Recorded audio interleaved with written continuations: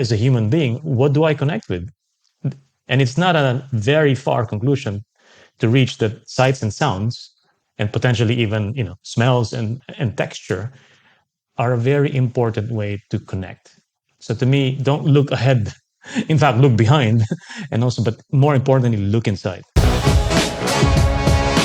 I'm Eric Fulweiler, and this is Scratch, bringing you marketing lessons from the leading brands and brains rewriting the rulebook from scratch for the world of today.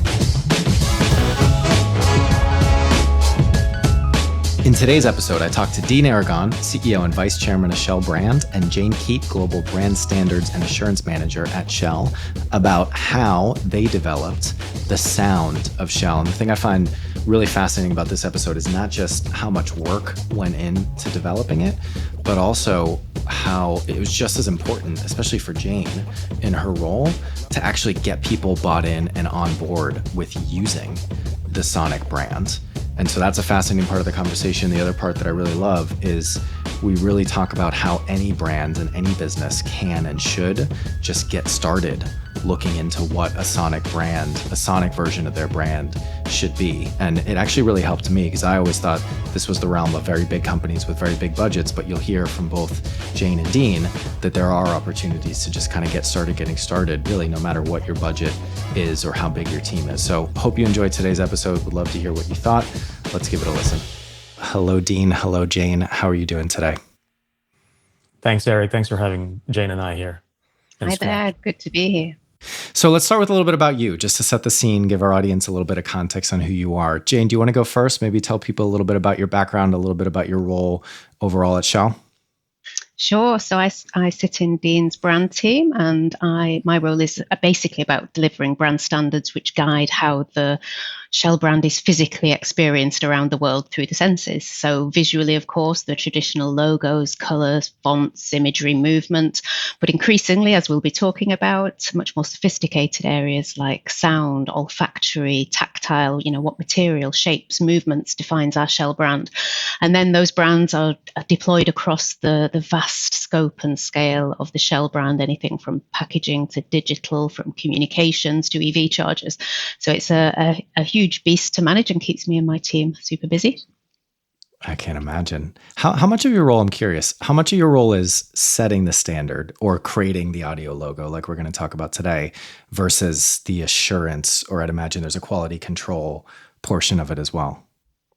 So I'd say the huge bulk of my role is the implementation of it, working with the businesses to understand the standards, intrinsically buy into the standards. We don't want to do it by a rule book, and then helping them apply it sort of creatively and with lots of flex, but delivering a sort of coherent brand experience across everything that we do.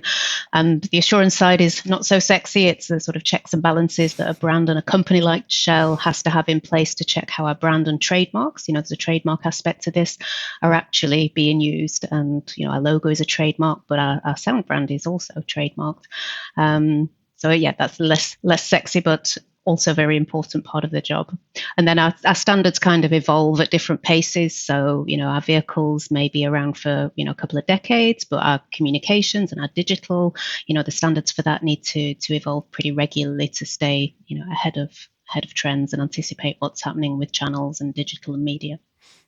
Yeah. And what's interesting is obviously, a brand like Shell, a business at the scale that Shell is, has someone like you in what is a very important role.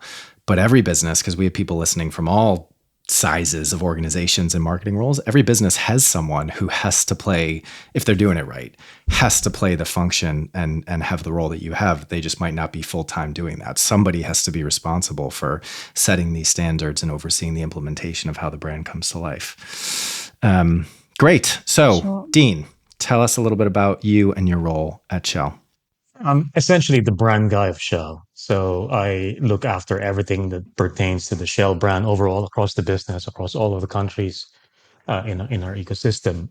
That means principally looking after brand strategy, brand communications and engagement, but also some enabling centers of excellence, such as digital and social media, looking after our own channels, channel strategy, content effectiveness, but also one of the world's best creative agencies, except that it only services one client. It's our internal creative solutions unit. and making sure that we understand the real insights at the heart of our customers and stakeholders. I also look after insights and analytics.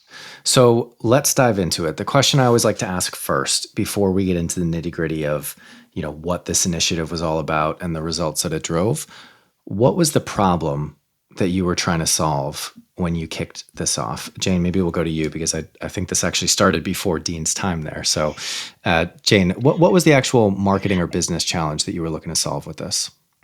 So, I think there's multiple strands to that. So I don't know that there was a burning platform problem that we needed to solve, but I think there would have been had we not been addressing sonic strategy by 2021. But back in 2013, when we started thinking about it, it was very much about the opportunity area. So we had this incredibly strong, powerful, but pretty visual-centric brand. And there was an opportunity. We knew to extend that into sound. It was fairly nascent at that time, I guess. But we could see the way the world was moving to develop a much more sensorial. We know that music is very closely associated with emotions, and we knew that was part of our strategy to build much more human connections and a humanized approach to the Shell brand. But also, I guess, if problem solving, I think the money that was being spent on music rights, on sound libraries, was a definite, that's an ongoing imperative for any business to look at opportunities to save cost. But that wasn't the driver. The driver was absolutely brand building, the opportunity area, humanizing the brand.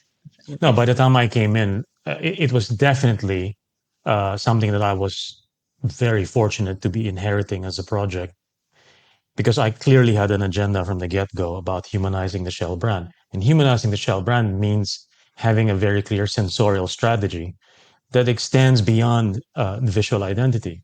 So as human beings, we are drawn not only to sights, but also to sounds. And if you want to extend even beyond that, things that we smell and things that we touch. So the combination of sight and sound was going to be quite a powerful, indelible aspect or manifestation of our brand identity, of our brand personality, and if you like, the personification of the Shell brand. Yeah. And I do, going back to what Jane was talking about in terms of the money saved on licensing, that was something, to be honest, I didn't even consider. And I have a quote here from a Forbes article that covered the sonic branding work that you've done that said that to date, it has saved the company tens of millions of dollars in licensing fees, which I think is really fascinating because for me, having been around sonic branding for a while, at least the last 5 years, I feel like it's become a little bit more mainstream. Obviously, it's been around for a while. Jingles are not the same as sonic branding, but that idea of connecting with the consumer and representing the brand through sound is nothing new. But the question that always comes up in my mind, and that I'd love to dig into a little bit further, is really about that ROI and sonic branding as something that I'd love to understand a little bit more of how it actually drives the marketing objectives and business results of the Shell brand. So maybe taking it down a level to how is this actually used, besides saving the company money on licensing fees, how is this actually used in a way that helps to drive the growth of the business? I mean, I think for me, before we even get to the commercial return on investment, I think by employing a very consistent soundscape, which is beyond just your mnemonic signature at the end, you're really building and compounding the accumulation of identity aspects that just enrich and deepen the brand. Yeah. And so if you allow the flexibility as well for different topics, tones, cultural nuances, ethnic nuances, then you can really flex it rather than become a very, very narrow template while still adding. It's a game of addition. As opposed to what? Well, if you just keep on employing whatever is the popular sound of the day or random set of sounds that may be relevant to the particular creative execution, but doesn't really add to the brand equity, then that's a very clear miss. So I consider that the biggest return on investment, the strategic return on investment.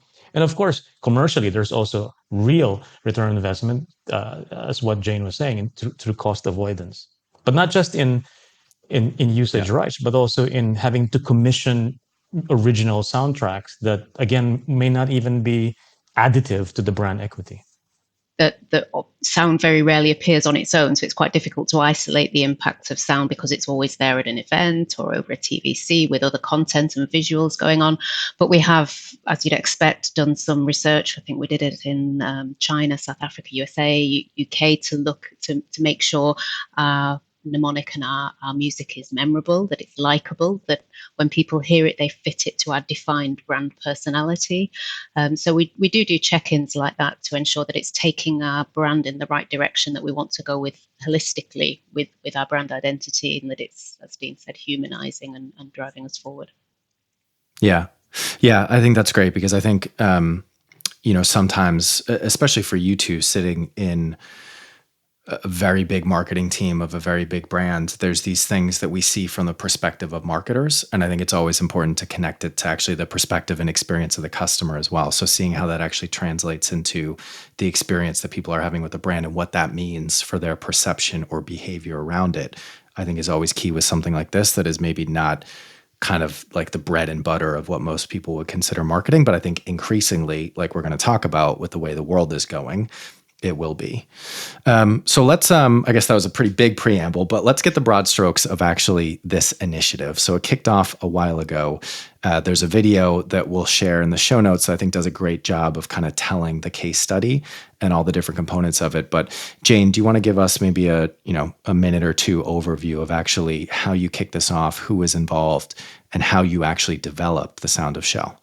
Sure. So yeah, the journey started, Shell a while now, started back in 2013 when we first conceptualized this, and we spent over a year doing a very deep audit into our musical DNA, our past. We've got a very rich heritage with music.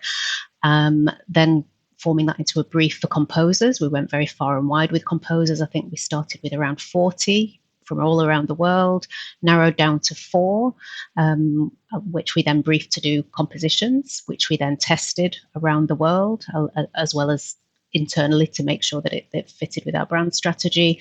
And we landed on Tom Howe, who you'll see in the video. He's at the time, he was a young up-and-coming LA-based composer. I think he did British Bake Off, and he's doing film scores and TV scores in the US.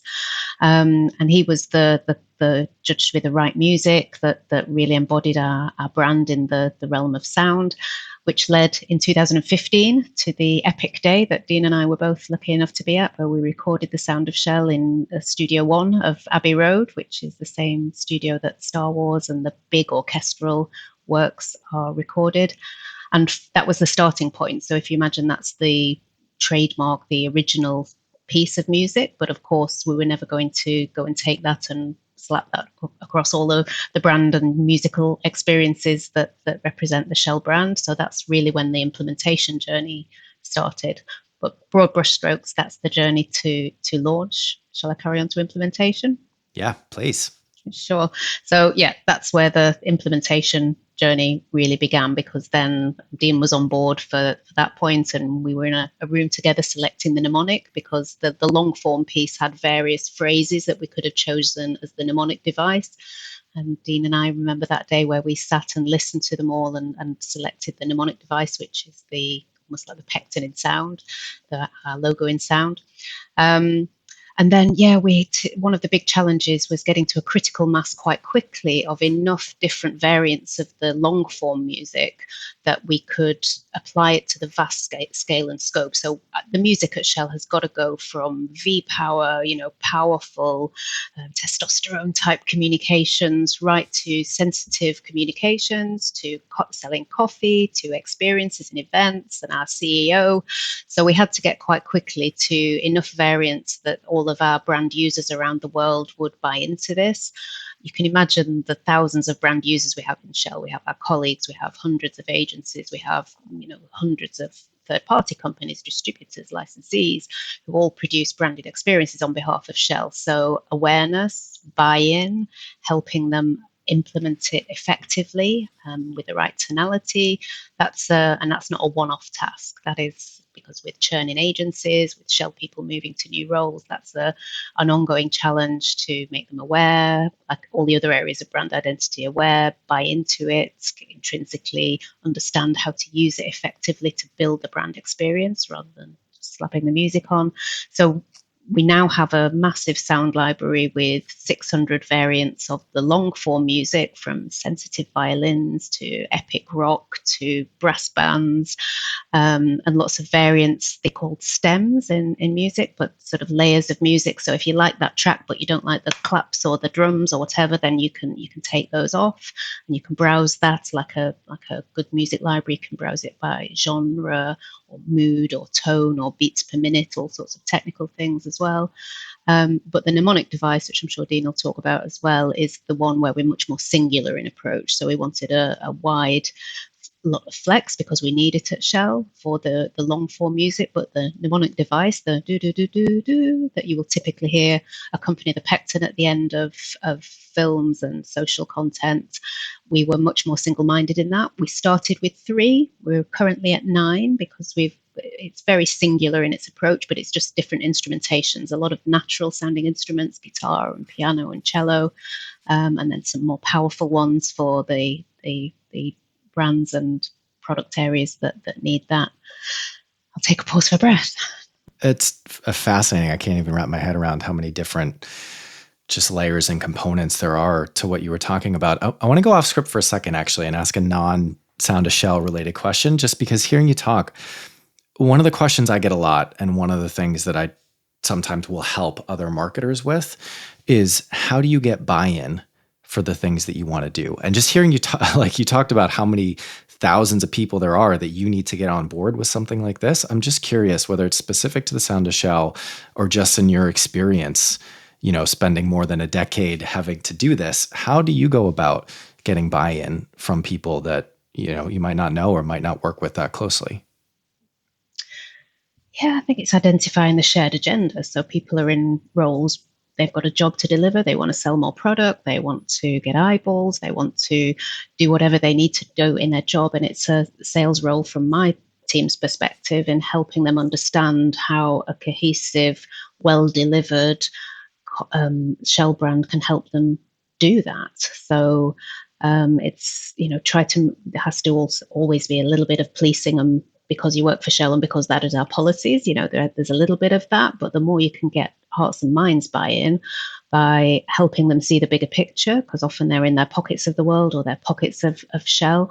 But if they can buy into what we're trying to achieve as a brand and what their role is in helping us deliver that, then it's usually fairly straightforward to find a shared agenda there. I think the challenge in Shell is just the scale of it. So as you said, we are a largish team, but for the thousands of users around the world, it's I'd love to be able to have face-to-face conversations with all of them every week, and that's not possible. So we have to rely on channels and websites and policies and documents and checking processes. But hearts and minds buy in as much as we can and helping them see how a strong Shell brand helps them succeed. And it's a symbiotic relationship. They're drawing from the bank of the Shell brand every day with what they do and helping them understand how they need to pay back to the Shell brand. So I think that's a well-established principle in Shell as well. Yeah, it's interesting. It's really interesting. Thanks for that. So should we listen to a little bit of it? What should we listen to first? I know there was a couple things we were going to play, Should right? we start with the main orchestral work, the original Abbey Road work? Let's hear it.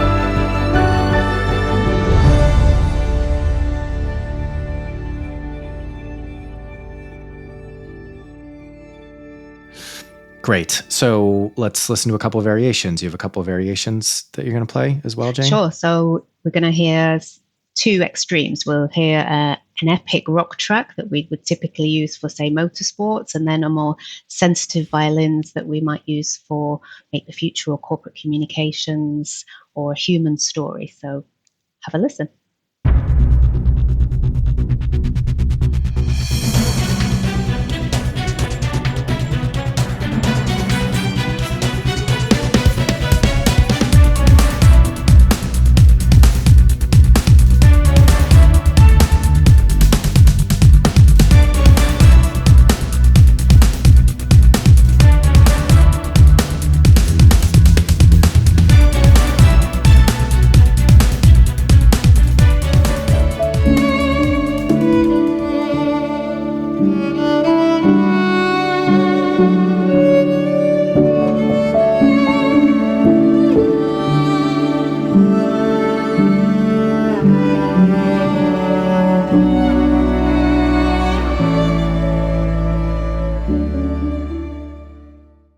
Great. Thanks for that. So, Dean, I'd love to pick up with you. You are the Shell brand guy.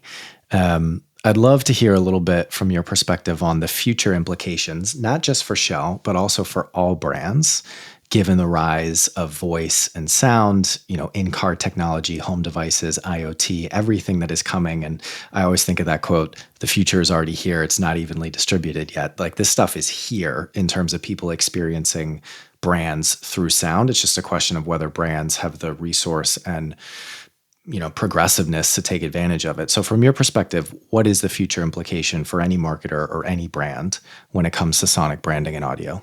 The future is not in front of us. The future is inside of us.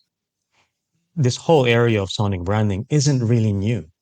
The power of sound isn't really new. Music, sound has always been with us since the dawn of civilization.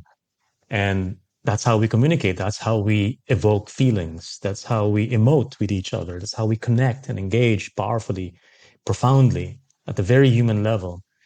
And brands, frankly, modern brands at least, are just discovering its power. But many of the brands, like, we have been around for over 100 years, but we have a rich history of music. We had Bing Crosby, Dean Martin, Sammy Davis Jr., and many other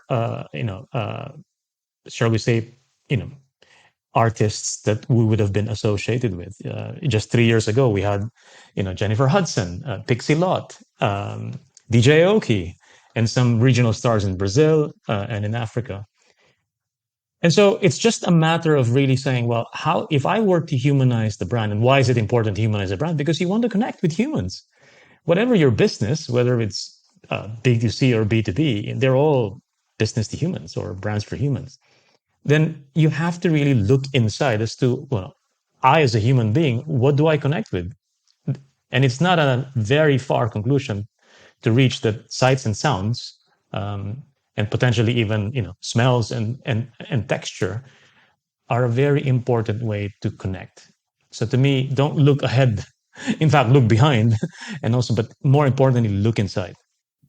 And so, are there other things you have planned on this sonic roadmap? Are there other, not just implementations, but anything else you can speak of that you're planning to do in the future in this area? We just want to keep on driving it, right? Because I think, although Jane and the team have been masterful at really soliciting and securing buy-in across the company, not in an aggressive way, but in a way that really allows them to realize why this is a strategic must-win. We do want to really drive it consistently, and that's why there is this breadth of possibilities, because that lowers the hurdle for adoption. But at the same time, we want each of them to understand that there really are no exceptions. We all need to be in it, to drive it successfully. And sometimes it requires lots of conversations with creative agencies, because creative partners, and we all understand this, want to be doing something special and something that's really flexing their creative muscles to show how great they are. But we say, yeah, that's all great, but you don't have to invent something in this area, because this is our identity. And you don't get to play beyond what our identity is about. We cannot be someone we're not. And therefore, there's a bit of herding and a bit of education. Jane, would you agree? We still today have to educate our creative partners that this is not stifling creativity. If anything, this allows them to focus on creativity of the main body of work, but allow this to indelibly identify us as Shell and what makes Shell Shell. Yeah, absolutely. I think it's human nature, and probably particularly amongst creatives in agencies, to want novelty, to have ultimate creative freedom. And if they work with Shell for a while, I think it's they get, just like the color palettes, they're using, is it Shell Yellow again, the Shell music again? But our audiences don't. Our audiences don't see Shell Yellow and hear our music every day. So we have to have some elements that have longevity and consistency. And a key part of that is leadership. So I'll just give Dean a shout out here that I think one of the keys to success of the Sound of Shell is that you've got to have strong leadership that will back you when needed, when you're having those tough conversations with, internally and with the big agency partners as well. But just to add to Dean's point about implementation, I think we've done some awesome stuff with implementation, and we've obviously gone for the big comms, the experiential, the digital and social, and that's kind of the low-hanging fruit in a sense as well. But there's so much more opportunity, even just for the music. What sounds might there be across a forecourt, or the mnemonic when you open the forecourt door in our real estate spaces, in our offices? How is the opportunity to build brand in an appropriate way in different areas in our offices? In telephony, we still have massive call centers at Shell, and music playing in all sorts of different places that the resource at first has been focused on that big comms and big brand expressions, but there's all sorts of things that we could be doing, and as different channels emerge, that's huge. And music is only one aspect of sound branding. So our focus at the moment is rounding that into a more fully developed soundscape, which includes the voice of Shell. So what is the human voice that represents the Shell brand? And it won't just be one voice, but what is the territory for the right Shell human voices, which as for the implications for a Shell brand like Shell, which is so visual, when in the future brands will increasingly be experienced either with sound as part of the experience, or sound is the only part of the experience. And how do we make sure that we are in the right territory and have attributable aspects to voice, and then sound effects? So those are the functional sound effects when you're on a loyalty app, to ambient background, to what is the sound of EV charging. Our growth of our EV business, we're getting into, we've already been in coffee a long time, but the launch of Shell Cafe is a much, barista premium experience. What are the sounds associated with that? So I think music, we've gone a long way, but voice and soundscape will be adding to that to create a really rounded Sound of Shell. Yeah, it's so interesting. It's one of those things, I mean, even as a marketer, you just saying the word soundscape and explaining, laying out some of those examples, you just kind of realize how massive that is. And how fun it is. It's a fascinating space. And maybe we can also play later on an example. We keep on innovating, right? Because it's rich in potential. And maybe we can also play the Sound of Shell as deployed in, for instance, the latest campaign we did for the brand in India, where the Indian artists actually sung the notes, the 5 notes in the names of the notes in Hindi, and that was a first for us as well, and it gave it a little, not only a rich sound, but a real local rooting. Because remember one thing, one of the reasons we were doing this with such flexibilities, all of our customers, all of our stakeholders are very local. We don't believe that we have global or international customers, and so the trick is we're also wide to allow that local nuancing, that local routing. But again, they all connect to a singular sense of identity. Yeah. And I will say, we're going to try to include as many examples as possible in the show notes if people want to go check out other iterations and manifestations of the Sound of Shell. So I know that we're coming up on time. I want to try to point this now a little bit more towards our audience and some things that they can really take away and try to apply to their own business. So, Dean, maybe let's start with you, but I'm curious. So Shell, one of the biggest brands in the world, marketing budgets that can allow for an initiative like this over the amount of time and space that it took. At what stage should a business be thinking about sound? Is it every business now and they just do it to a smaller degree because they're not able to do it the way that you were? Or is there a certain stage at which this should factor in? Where should sound fit in a modern marketer's set of priorities? Yeah, to be honest, I should have intervened when we were characterizing this as something that a big brand and a big company like Shell was doing, because I think that could be a head fake in that some may conclude that, well, if my business isn't as big and isn't as vast as Shell's, then maybe this is not for me.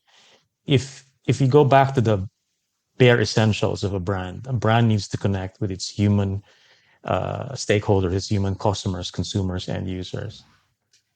You need to pull every lever possible to be able to do that. And that's why for me, sight, sound, and whatever other sensorial aspects may be pertinent to your marketing mix, to your offer, to your products, your solutions, is really crucial. And so it doesn't really matter what size of the business is or whether your brand is emerging or popular. I would even say started right from the very beginning. Bring all the fundamentals into place from the very beginning. Of course, it's understandable there are certain limits to what you can afford, but make your sense of identity, your brand identity, a very rounded one that isn't relying on only one lever. Enrich it, deepen it, because that layering will make it a far more interesting brand to connect with from the perspective of your customers and stakeholders. And are there any, in doing this work or being in this space, any resources or tactics, suggestions that you'd have for marketers that maybe aren't going to have a big budget to go hire an agency or compose their own score? Like, is there any way to kind of getting started with something like this if they do believe in the theory of what you said, but need a little bit more help on the tactics of how to do it? It's a very tough question to answer, which is why I'm going to rely on Jane. So I'd start with, brands will use sound, whatever size, whether they're managing it in a coherent way or not. So I'd start with an audit of how you use sound and apply an 80-20 rule. What is the biggest applications of sound that you have where there's an opportunity area to build attribution alongside your other brand assets. If you've got a visual identity and you've managed to pay for that, I don't see why you wouldn't have sound components to that. And it's a bit like designing a logo. You can do that for $10 with a student or 10 million with the top agency. And similar with sound, I think composing a soundtrack that fits your brand, you can that can be done with a freelancer right up into your top agencies, depending on what you need. But it's not just music, it's soundscape. It's, if you're big in digital, what are the sounds that go with gestures and haptics and that could be ownable in your space? But I would say audit where you use sound or could use sound, and apply an 80-20 rule into what the opportunity areas are, and start crafting, start working with that. I think there's some things that you can be playful and change quickly. I think other things, if you want to build a long-term thing like a logo or a sonic identity, you need to invest a bit in and make sure that it's got some longevity. You don't want to be changing it every few months. Yeah. My thoughts. I think Jane makes a really great point. And it just brings to mind, if I were a small brand, let's say I'm a startup, and I want to talk about my origin story or my provenance, it may be a good idea to start with who are the musicians, emerging musicians, or even just student musicians from your place of origin, from the town where you founded it, and have that as a defining sort of manifestation of your story, of your narrative.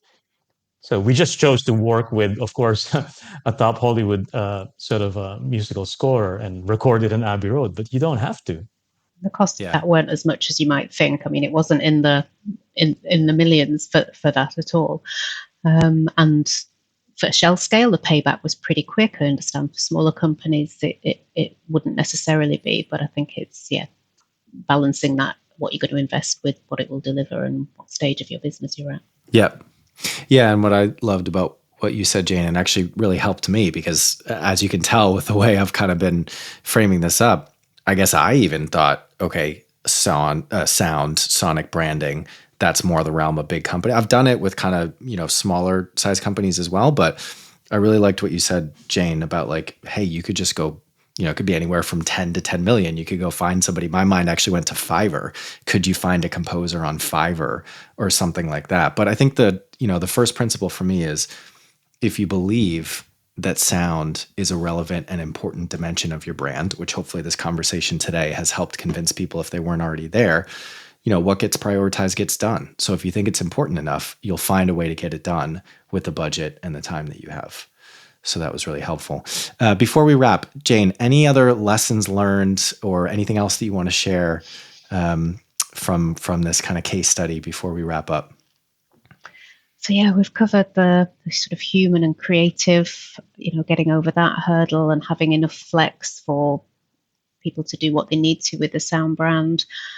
And keep it human as well. I think one of my proudest moments with the Sound of Shell wasn't the big TVCs and the global reach stuff. It's we launched the Sound of Shell ringtones for Christmas and internally for our colleagues, and hearing Shell phones ring around the office, not just from brand colleagues but others too, with people wanting to use the Sound of Shell for their ringtones was a hugely powerful moment. So I think get your colleagues on board, have the conversations, help people understand what this can do for a brand alongside the other elements of the brand identity mix, and go have fun with it.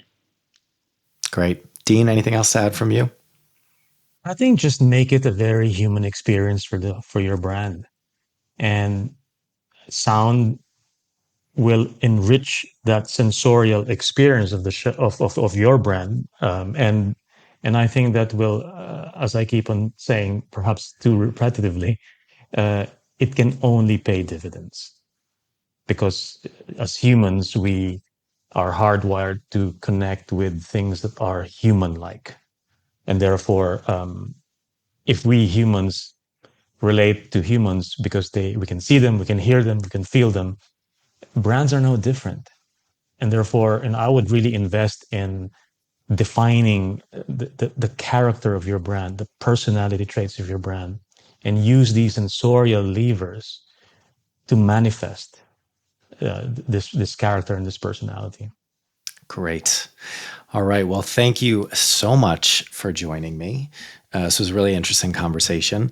Where can people find out more about the Sound of Shell if they want to explore it? We'll drop this in the show notes, but what's the best place to go check all this out? So yeah, check out our YouTube channel, see the link, and you'll be able to see the breadth and the diversity and different ways that we've used the Sound of Shell.